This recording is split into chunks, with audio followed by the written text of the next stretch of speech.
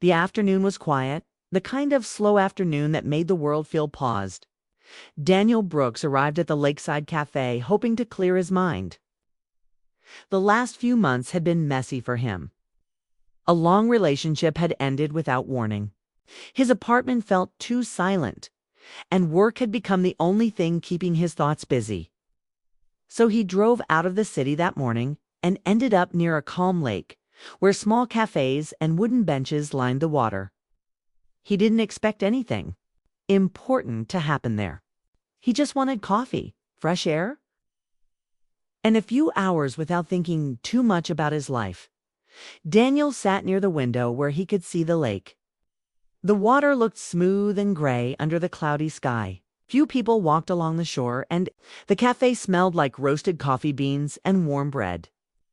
It felt peaceful, almost like time had slowed down. He opened a book he had brought but barely read the first page. His mind kept drifting. Then someone stopped beside his table. "Excuse me," a woman said gently. "Is this seat taken?" Daniel looked up. She was holding a cup of tea and smiling politely. She looked calm and confident, but not in a loud way. Her presence felt quiet and warm. "No, it's free," Daniel said quickly. "Thank you." Sat down across from him, placing her cup carefully on the table. For a moment they didn't speak. Daniel returned to his book, but he could feel her glancing toward the lake. Almost like she came there for the same reason he did, to think. A few minutes later she said, "It's beautiful here, isn't it?" Daniel closed the book halfway and nodded. "Yeah, I didn't expect it to be this peaceful." She smiled slightly. "Most people don't know about this place unless they live nearby." "Do you live around here?" Daniel asked. "Not exactly. I come here sometimes when I need quiet." Her voice had a calm rhythm that made the conversation feel natural. Daniel found himself relaxing without realizing it. "I'm Daniel, by the way." "Emma," she said. They shook hands briefly, and that simple moment made the conversation easier. Soon they were talking like two people who had met before, even though they were strangers just minutes ago. Emma talked about traveling across different states, small towns she loved visiting, and how quiet places helped her think clearly. Daniel shared stories about his work and how life had been confusing lately. He didn't explain everything, but Emma seemed to understand anyway. Sometimes she laughed softly. Sometimes she listened carefully. Daniel noticed she had a way of making small conversations feel meaningful. Even when she said simple things, it felt honest after a while. Emma looked at him playfully and said something unexpected. "Careful, Daniel." He raised an eyebrow. "Careful about what?" "If we keep talking like this," she said with a small smile, "people might think you're trying to steal someone's wife." Daniel blinked, surprised. Then he laughed, double quotes. "Oh, I didn't realize I was that interesting." Emma laughed too, but there was something mysterious in her eyes. "My husband might disagree," she said lightly. Daniel shook his head. "Well, I promise I'm not stealing anyone." "I know," Emma replied. For Daniel, it sounded like a harmless joke. People joked like that all the time. But something about the way Emma said it felt a little different. Like there was a deeper meaning hidden inside her words. Still, the conversation kept flowing. They talked about road trips, music they listened to during long drives, and the strange feeling of starting over in life. Daniel admitted he had always imagined his life going in a clear direction. But recently, everything had changed. Emma listened quietly. "Life changes plans without asking," she said. "That's exactly what it feels like," Daniel replied. The afternoon moved forward quickly. Daniel didn't even realize how much time had passed. The cafe became slightly busier, and the light outside shifted as clouds moved across the sky at one point. Emma studied him for a moment and asked a question. That felt personal but not uncomfortable. "Do you ever feel like life gave you the wrong timing?" Daniel smiled, but it carried a bit of sadness. "All the time," he said honestly. Emma nodded slowly, like she understood more than he had said out loud. There was a short silence, but it didn't feel awkward. It felt like both of them were thinking about their own stories. Then Emma leaned back in her chair and tilted her head slightly. "You still think I was joking earlier, don't you?" she asked. Daniel frowned slightly. "About what?" "My husband." Daniel chuckled. "I mean, yeah, that sounded like something people say to tease strangers." Emma looked at him quietly. This time she didn't laugh. "No," she said calmly, "I was serious." Daniel paused. He suddenly realized he didn't know how to respond. "You're married?" he asked. Emma nodded. The way she said it wasn't dramatic, but it changed the mood of the conversation instantly. Daniel felt a small sense of awkwardness, like maybe he had misunderstood something. "Oh, I didn't realize." "It's okay," Emma said gently. Daniel scratched the back of his neck, thinking quickly. "Well, I hope he doesn't mind. You talking to random guys at cafes?" Emma smiled again, but this smile was different. "He doesn't mind." There was something strange about the confidence in her voice. Daniel laughed a little, unsure if she was joking again. "He sounds very relaxed." "Ah." Emma looked toward the lake for a second, then back at Daniel. "He is." Daniel was about to say something else when Emma added another sentence that made him freeze slightly. "And he's the one who told me to talk to you." Daniel blinked out for a moment. He thought she must be teasing him again. "I'm sorry." "What?" Emma's expression stayed calm. "My husband is sitting over there." Daniel slowly turned his head, following the direction of her eyes.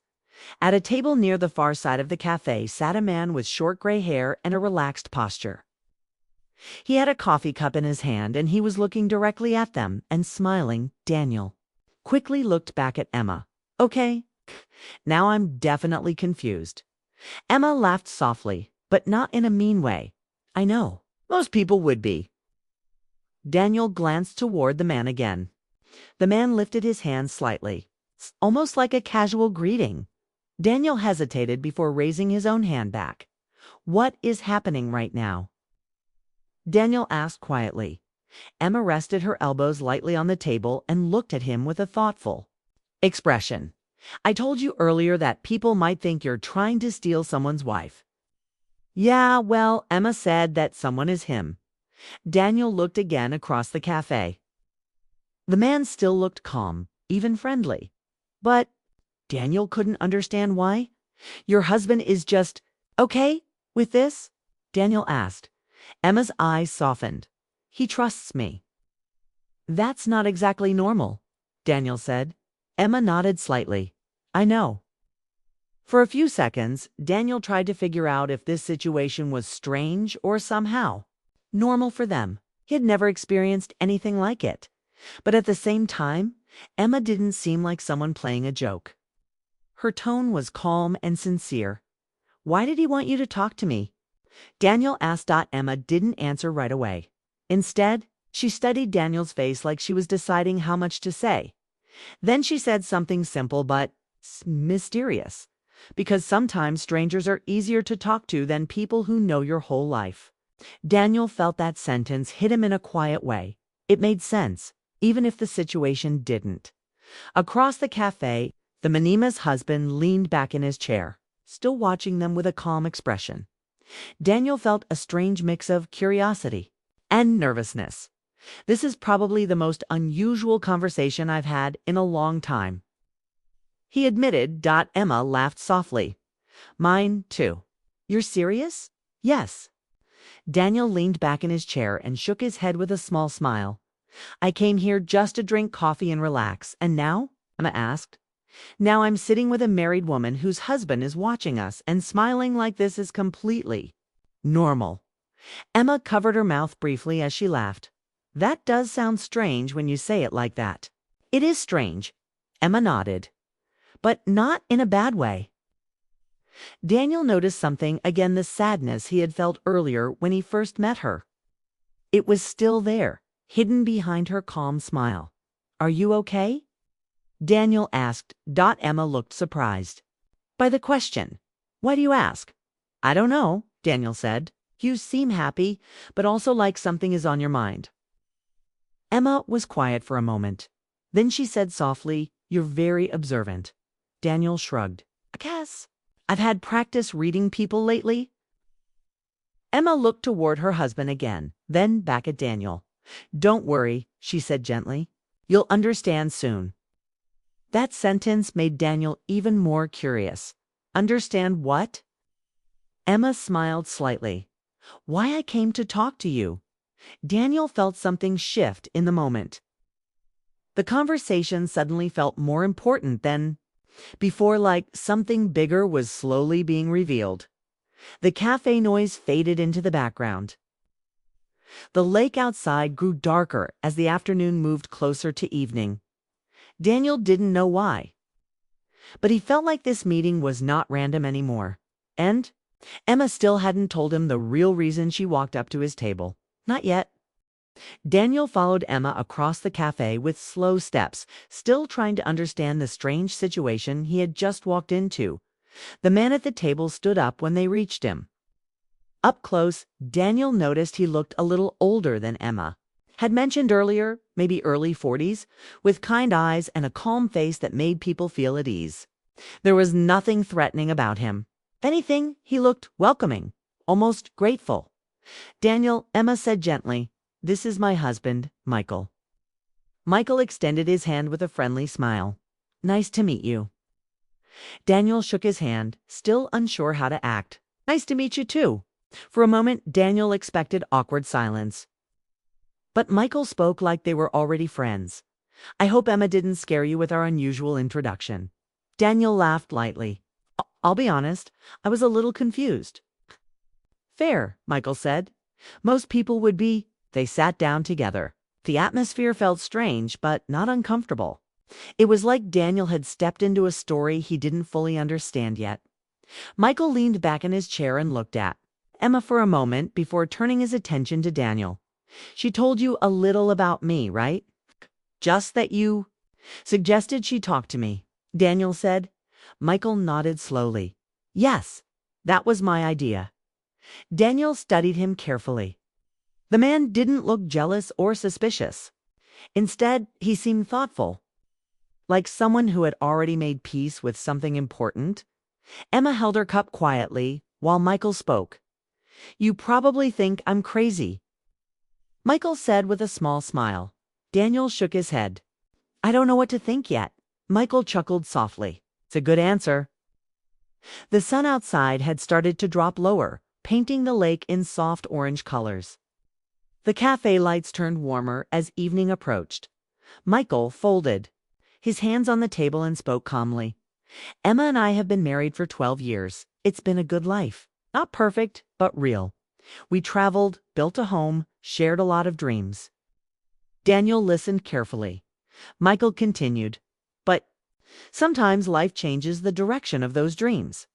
Emma looked down for a moment, and Daniel noticed her expression shift slightly. Michael noticed it too and gently touched her hand. "I'm okay," Emma said quietly. Michael nodded and looked back at Daniel. "A few years ago, I got sick," he said simply. Daniel felt a serious tone enter the conversation immediately. "I'm sorry." Daniel replied. Michael smiled gently. "Thank you. But don't worry, I'm not telling you this for sympathy."